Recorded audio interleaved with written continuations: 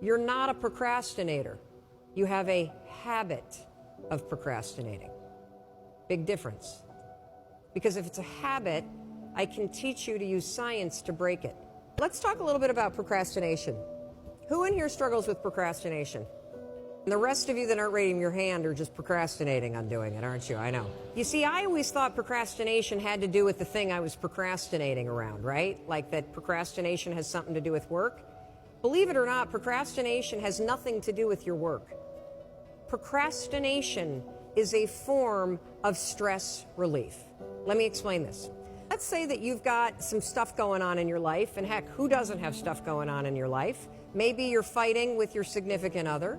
Maybe mom's or dad's health is failing and it's really, really upsetting you. Maybe you've got some financial stuff. You put too much of your savings into Bitcoin, and now that that's crashed, you're stressed out about it, right? And so you go into work, and when you get into work, you got stuff to do. You kind of walk in and you got this big stress ball that subconsciously is hanging over your head. And so you walk in and you sit down and you got 13 phone calls you need to make. And you also know that you've been chickening out, you've been making easy calls, and there's a bunch of CIOs or other people that are higher level that you haven't been calling. And so as you sit down to do it, you got the stress on your shoulders, your brain it starts to go, wait a minute, well, you want me to make a call to somebody that I'm scared to make? Absolutely not. I'm so stressed out about, can we just watch some cat videos for a minute?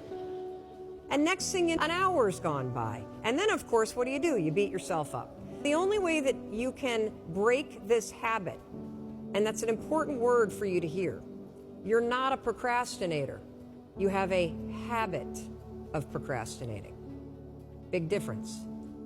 Because if it's a habit, I can teach you to use science to break it.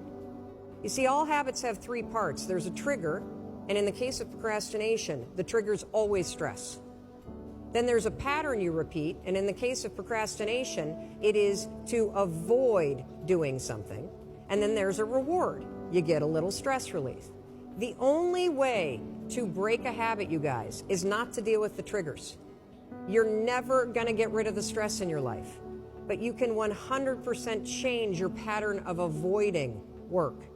Next time that you're in a situation where you feel yourself hesitate, you spent way too much time checking out the highlights from last night's scores, what you're going to do is you're going to go, oh, I must be stressed out about something. Acknowledge the stress. Then go 5, 4, 3, 2, 1. I want you to count to yourself because I want you to interrupt the habit that's stored here, and I want you to awaken your prefrontal cortex. Then I want you to just work, just for 5 minutes. The reason why I want you to only work for 5 minutes is because your problem isn't working. It's the habit of avoiding. I just need you to start. And here's the other cool thing. We know based on research that if we can get you to start, 80% of you are going to keep going.